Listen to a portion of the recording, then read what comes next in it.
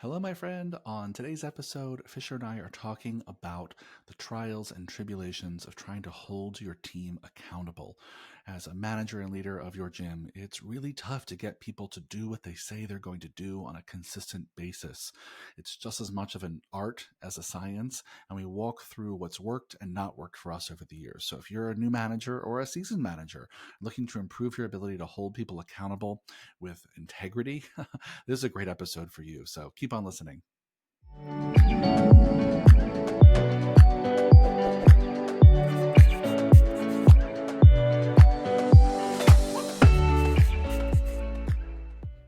Hello, fitness business nerds. What's up? Welcome to another episode of the Business for Unicorns podcast. Before we jump into today's topic, I want to give a quick shout out to our friends at Forever Fierce. Summertime can be a really fantastic time to launch some new merch at your gym. If you've never launched merch before, or it's time for those summer tank tops and shorts, our friends at Forever Fierce do a really great job at standing out amongst all the possible companies you could go to do merch for your gym. They help with design. They help ship all the things directly to your customers so you don't have to keep anything in your gym. And if you tell them Business Unicorn sent you, they will take extra special care of you. So click the link in the show notes and go check out our friends at Forever Fierce to help you make some fierce gym merch for your gym. That being said, let's dive into today's topic, Fisher, which is all about team accountability. So first, how are you, my friend? I'm doing good. I can't help but associate Forever Fierce with drag queens, which I don't think is technically their avatar, but That's amazing. I love it. Listen, That's what it is. Forever Fierce, squirrel. It's Forever Fierce. It is. I love that they use the word fierce like that. That's amazing. Yes. I just one more thing about Forever Fierce. Like we actually use them. Mad at me. We should edit this out. Yeah. We like you, Forever Fierce. You're great. We love you. We use them at Mark Fisher Fitness. Our merch comes from Forever Fierce at Business for Unicorns. Every piece of merch that we do at our retreats comes from Forever Fierce. They help with the designs. I mean, they're fantastic, and I love that it's that's just got a little attitude. Yeah. So you're good. Spring's good for you so far? Yeah. It's definitely a whole lot going on right now in my life. All positive, but slash continue to get older, and it's a lot having all these plates in the air. So, but feel like I'm managing well, and have lucky to have work with a lot of people to make sure all plates stay in the air, so I don't have to do it all alone. Yeah. Well, I mean, that's a good framing for today's conversation, because as you know, all of you listening, as you entrepreneurs and gym owners start to grow your teams and have more and more people you're working with, more and more people you're relying on to get shit done in your personal life, in your professional life, having a process to make sure that you can ethically and consistently hold people accountable and make sure people will do what they said they're going to do is one of the biggest challenges in working collaboratively at all in any industry, in any facet of a life. And certainly as you are, if you are the owner and you're at the top of the so-called power pyramid of your gym, that it's even harder because you have a different way of relating to everyone else at your gym. So holding people accountable can be a really tricky dance. Mm-hmm. But we wanted to just kind of talk through some lessons we've learned in helping holding people accountable and walk through a framework that we use called the CPR model for how we think about holding people accountable. First things first, Fisher, just talk through, like, what's your journey been like as a manager over the years for your relationship? What's your relationship been like in holding people accountable? Like, how's that evolved for you? Yeah, I mean, certainly it was not fun in the beginning, and I don't think I was particularly good at it like most people. Ben Horowitz, venture capitalist, wrote one of my favorite books about management and actually business in general, called The Hard Thing About Hard Things. And one of the points he makes in the book, I think is a good framing for this convo, is just this is the most unnatural thing in the world. It's just not. Yeah, I don't know. I mean, maybe there's some people that are just wired to hold other people accountable or give other people feedback, but in most relationships in life, that would really be considered inappropriate. And when you're in a professional relationship with someone, you have to learn what for many people is a very unnatural skill. Furthermore, it can be very difficult if you don't have any sense or you've never seen it modeled, if you don't have any kind of frameworks to use. And then, of course, if you care deeply about the relationship, that too can present its own issues, right? Particularly a lot of gym owners I know struggle with something that, was certainly a challenge for us for a long time. When you're friends with your employees, that also feels a little weirder to hold them accountable to any sort of violation of performance standards. So I think that's maybe the first thing to start this framing is this. It's going to feel weird in the beginning if you've never done this and been taught this before. And odds are you probably weren't, because unfortunately, You'd be very lucky Hmm. if you found a place where it was modeled very well and you got to see what this looked like. Yeah, 100%. And we're both examples of people who, when we first started managing, it felt really awkward for. And especially as we became like owners and founders of a company and our friends worked for us, it was even new levels of awkward. And it is a thing you can get better at. It is a thing, is a learned skill, a conversational skill, a mindset shift also required in here that you can get better at it with practice. I'll also say that one of the things that does make it a little easier, and we won't have time to dive into this broader conversation today, but is to make sure that you're building strong relationships with the people Yeah, you manage. totally. Right? I think because the quality of the relationship dictates how comfortable or uncomfortable these Yep. accountability conversations are. And so I think that's a larger context that matters. But let's just start off by maybe just sharing the model that we use, and we kind of walk through with maybe a few examples of how to use it. So yeah, kick us off, Fisher. Sure. So yeah, as you mentioned, it's funny. We were joking before we filmed this podcast. We don't even need to look at a playbook for this one because this is one that Yes, we I use use a it enough. lot. I talk about a lot. Basically, everybody I work with, it has to manage other people. At some point, we have to have a conversation around what we call CPR. So giving credit where it's due. This is from a book called Crucial Accountability, and essentially, it is a simple framework that allows you to escalate the accountability conversation and avoid what we call Groundhog's Day accountability conversation. Because a common concern we see for newer managers is they feel like I'm having the conversation and they're getting increasingly frustrated, but the behavior is not changing. And oftentimes when we dig into this, we discover, well, the issue is because you're having a variation of the same conversation over and over again in the same way with similar words. And the other person on the other side, it's not really making any kind of emotional impact that anything temperature on your part is rising. If there's any additional higher and higher stakes, you really need to see the performance change. There's going to be real consequence and a cost to them. So the framework is called CPR, and it's an acronym. And we'll unpack exactly what it means, but essentially it's content. First, you talk about the thing, then it's the pattern, then you talk about this is a thing that's happened more than once, it's a pattern, and then you talk about the relationship.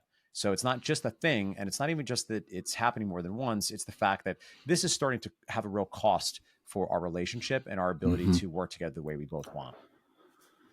Yeah, I think that's a great overview. And I'll just double down by saying, friends, if you're not getting new results, it's often because you're not having new conversations. Right, you're having the same kind of dialogue over and over again, and we understand why that happens. As we get in these very comfortable patterns with each other, and we don't ever step outside of those patterns, and so you end up having the same kind of conversation over and over again, and then wonder why nothing's changing. And so we're going to talk about how the content of the conversation needs to change and evolve over time, but also does the tone of the conversation and the consequences Yeah. needs to change over time. So like there's a lot of things that need to shift to kind of push for new action. And we'll start with this CPR, which is really the content of the conversation needs to change. So at level one, we're talking about really acknowledging the content of the behavior that we don't like. So let me just walk through what's an example of this, Fisher? Yeah. So this would be the first time a thing happens, right? Because I think we would all agree, let's say, just for us to put some meat on these bones, give yourself a hypothetical employee that you have a lot of trust in and they have a lot of respect for you, and they mess something up once. Well, that doesn't mean that we're Mm-hmm. not going to talk about it. And it just should be easier to talk about it because it's not a big deal, right? Because we're not dealing with a massive pattern or relationship blow up or trust. But you do want to acknowledge, like, hey, Billy, I noticed you were running a couple minutes late from class. Everything okay? Right. And usually this conversation can feel a little bit lighter. It can be a little bit softer. One of my favorite books actually on this topic is a book called Good Authority. And they refer to this as the mention, right? It's just like a mention, right? But you do want to mention it because the mini challenge is, sometimes performance changes. So if you're not actually having the conversation every single time, that's, I don't think, Mm-hmm. particularly fair to the person you're managing, because you're going to start to get slowly more and more annoyed, but you haven't told them what was going on. Because I'll make another argument for why that is so important is, and most of us have been in the situation before in our life once, where you're having a conversation just feels so heavy because there were things that you hadn't been saying all along that, had you been saying them, it wouldn't have turned into a giant monster Yeah. under the closet or monster under the bed that now you got to deal with. Yeah, that's the number one thing we see all the time when we talk to unicorn study members and coaching calls with them, is that they downplayed how annoyed they were by the thing so many times. Like, oh, I didn't matter. It Yeah. was only a few minutes late. Or I know that they know the right thing. They didn't do it that time. And they kept sweeping it under the rug, sweeping it under the rug until under the rug is not just some dust anymore. Now you swept under Yeah. the rug a mountain of resentment, right? Yes. And then when you go to have the conversation, you're trying to manage all of those like weeks and weeks or months and months of Yes. pent up thoughts and opinions and feelings, which is just sucks. It And then it sucks. does make it such a big deal. And it's not fair to you who've had to hold on to all those resentments for weeks or Yeah. months. It's not fair to the person who's been unknowingly pissing you off Yeah. all this time. And so I think I just want to double down and say, yes, you got to do the mentions. You just got to get in there and have those casual first time reminder conversations before it turns into anything they have to kind of sit down and close a door for. Yeah. And I would also offer that if you're like, your heart is sinking as you're listening to this because you're like, oh no, I messed up. You can fix anything. You can repair things. You can go back. Yeah. But in that situation, honestly, the conversation probably starts with, I don't know, if I were in your shoes, it probably start with an apology and acknowledging like, hey, Yeah. I want to share, I have been feeling very frustrated with you. And I want to start by apologizing because what has not been fair to you is I have not been having a conversation with you about every single one of these items. And you might not even have known about some of these things that, from where I'm standing, seem like a very clear violation of our standards. And in a perfect world, I would have been having the conversation all along. So I want to acknowledge I'm coming to Mm-hmm. this feeling kind of frustrated with you. I feel frustrated. And I'm sorry that we're here now. I'm sorry that this is where the conversation is starting. I want to own my piece of that. Yeah. Beautifully said, Fisher. I think it's a great example of how to kind of clear the slate, own your part in it, and kind of try to start fresh. So let's assume people have done that. Let's assume that they've acknowledged the content, they've had a few mentions, people know there's a behavior that is unwanted, like a lateness or a missing of a standard, Mm-hmm. and we have to escalate. We see the same kind of behavior again.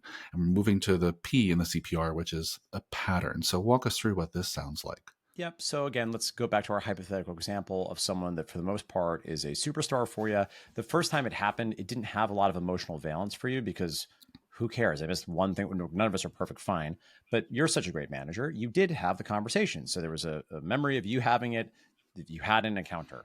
Well, now let's say hypothetically that this individual was late a second time 1 week later, right? So it's not like the next day, but it's in a short enough period of time. You're like, okay, something's kind of going on here. So now the conversation is not about being late. It's about this is now happening again. We've already talked about it. And again, depending on the context of this person's performance in your relationship, it's usually a good look to lead with curiosity, right? Because usually there's things you don't know. But at the very least, this conversation is not a casual, hey, I noticed you're a couple minutes late. Everything okay? No, you're good? Okay, cool. Great. So counting to happen again? Okay, cool. No problem. You're great. Hey, do you want coffee?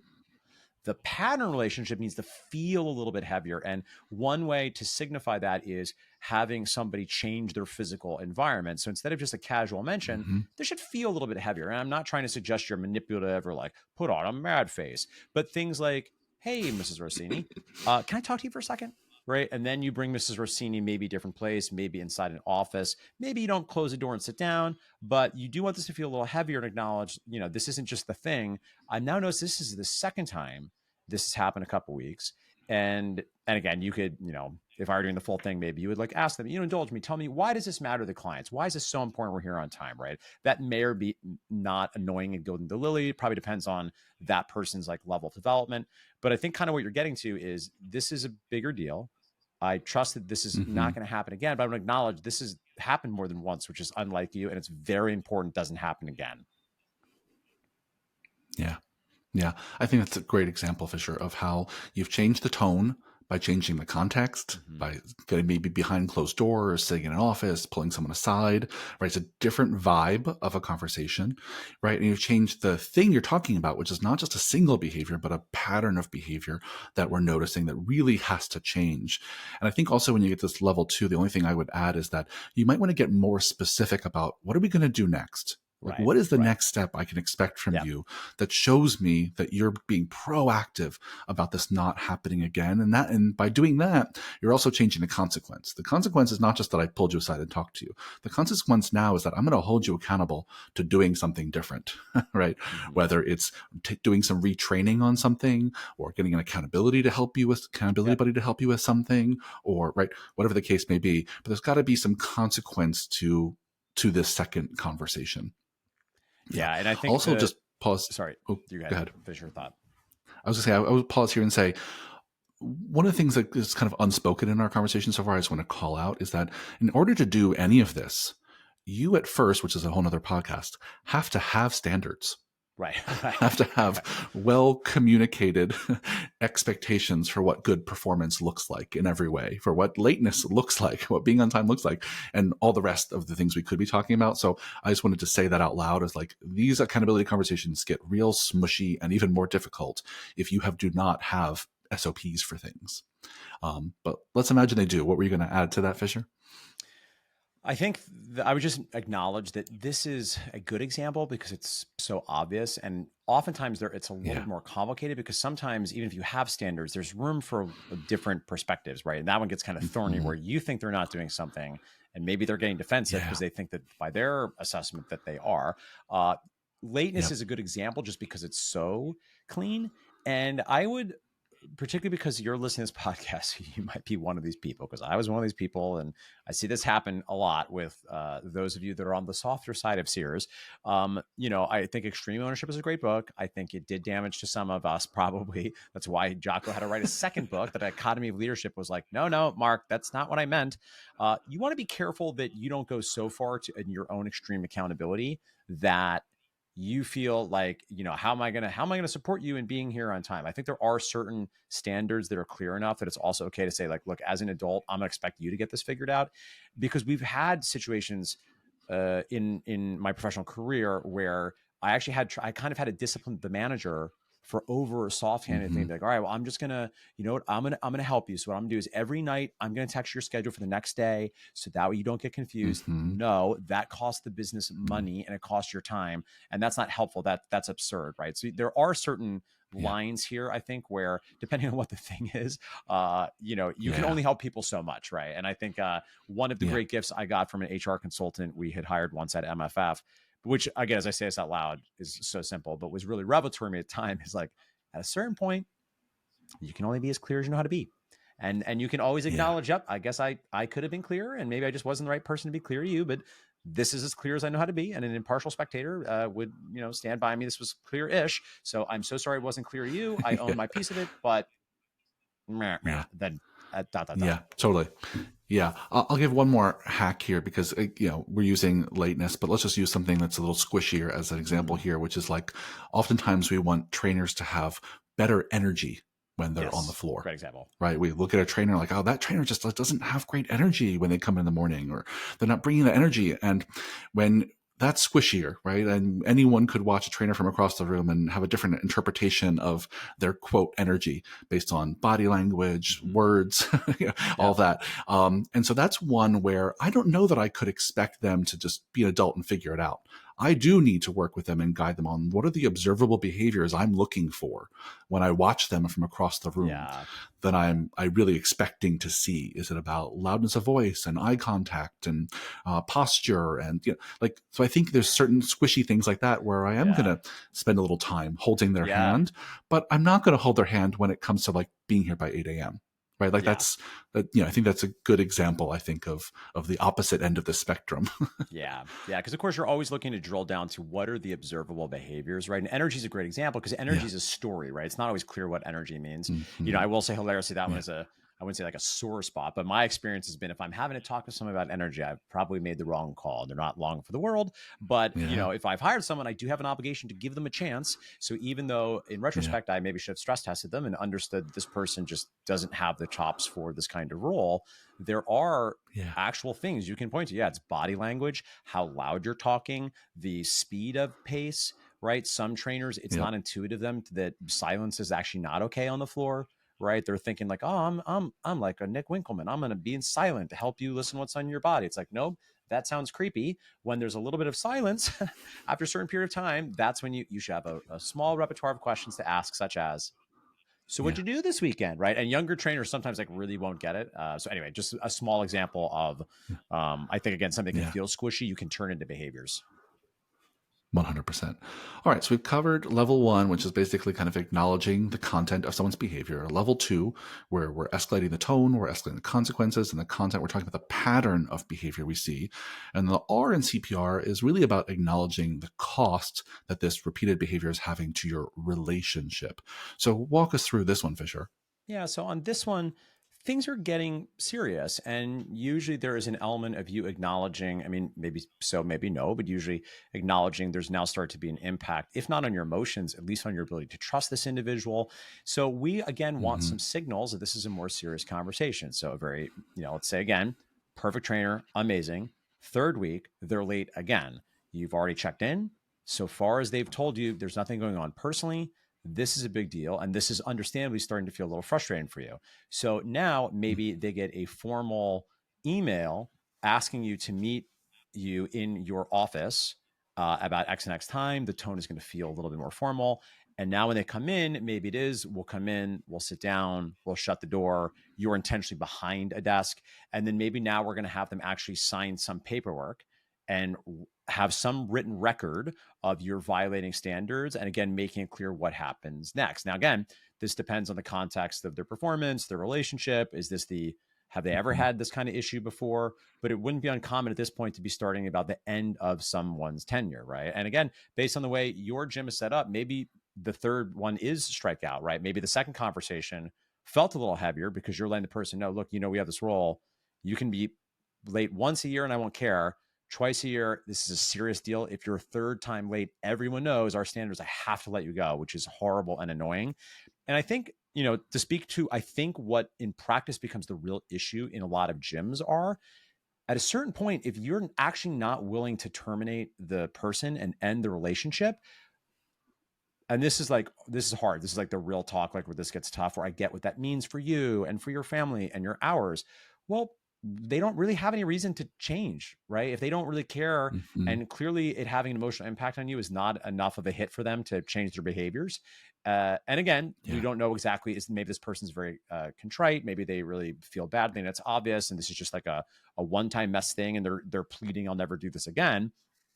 But at a certain Mm-hmm. point, unless you're really willing to have meaningful consequences, you're going to run, it's going to be Groundhog's Day, right? You're going to run into the limits of what you're willing to do. And I don't say this flippantly. I realize for many of you in small gyms with a couple staff, how big of a deal it is to be willing to let someone go.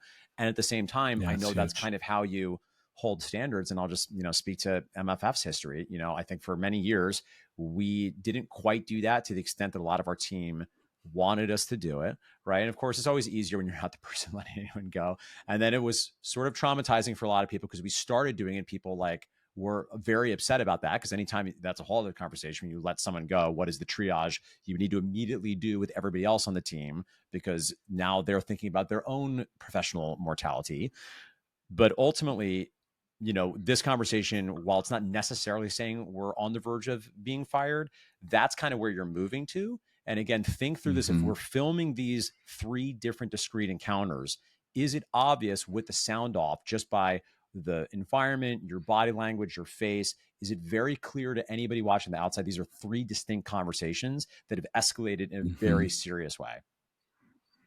Yeah, yeah, I think it's a great walkthrough, Fisher.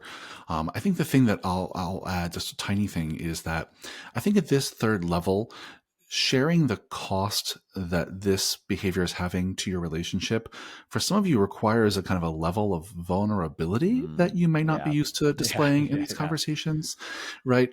Because it's something I think that comes a little easier to you, Fisher, than maybe it has to Yeah. me Yeah. Yeah. historically. But I think that it's really essential for you to be able to say, listen, I am rooting for you. I think you could be great at this job, and your lateness over the last 3 weeks has really made me question whether I believe Yeah. you're still the right fit for this job.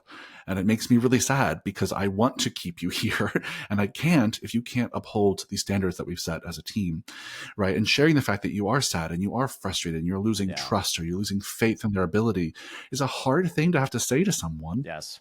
But I think it gets at the fact that we're at the third level of this conversation, Yes. right? There has to be some weight to it, and part of the consequence is that it's damaged how I feel about us working together, Yeah. right? And I think that's an important thing to be able to say, and I think it brings gravity to this conversation in a way that hopefully turns their behavior around. You don't have to move to firing. Yeah, But I think if it's you true. do, I think there's a whole nother conversation we have about performance Yeah. improvement plans and how to Yeah, do yeah, that. yeah. But I think you got to be able to have a little bit of vulnerability here and share how you really feel about Yes. what's been happening. Yeah, and you know, because of course there's ways to do this that are professional, and you know, I think the cliche, certainly in like corporate land, maybe not in gyms, is that the issue is people are just like the boss is just telling people off. And in practice, that's not what happening. It's like everybody's like a wuss. No one's actually sharing how upset they are in a way that's vulnerable Yeah. and direct. A lot of people, you know, myself included, a lot of people, it's harder for me to acknowledge I felt very angry. Angry is how I felt, right? Because growing Mm, up, anger yeah. was you know, highly correlated with some really destructive and harmful things. And ultimately, being empathetic is fantastic, but it really can get you in trouble if it's so hard for you emotionally to bear someone else being in pain that you could say in some ways you were maybe not the direct cause, but you're certainly an agent of, because you said things and held them accountable in a way that resulted in them feeling bad. And obviously, of course, they're in charge for their own experience. Hmm. There are ways of doing this, ideally without robbing the person of dignity. And you're certainly not being harmful Hmm. intentionally. But if you do this right, the person should have an emotional hit. They shouldn't feel good. Again, I'm not saying you're trying to inflict harm. And frankly, if they don't care, well, now you've got trouble in River City, right? If you have this kind of conversation, they're just like, Yeah. okay, well, okay, Yeah. no, right? Like that's probably not a good sign either, right? And the other thing that'll Yeah. happen sometimes, again, particularly with the juji bougie ones, they're a little squishier, is they might get defensive and come at you, right? So if you don't like people being angry at you, well, unfortunately, you made a mistake because you've opened up a gym, and sometimes people are going to be upset with you because you're not going to please all the people all the time. So, yeah, I know Yeah. it's Yeah. not necessarily what you signed up for, gym owner, but that's the job you got now.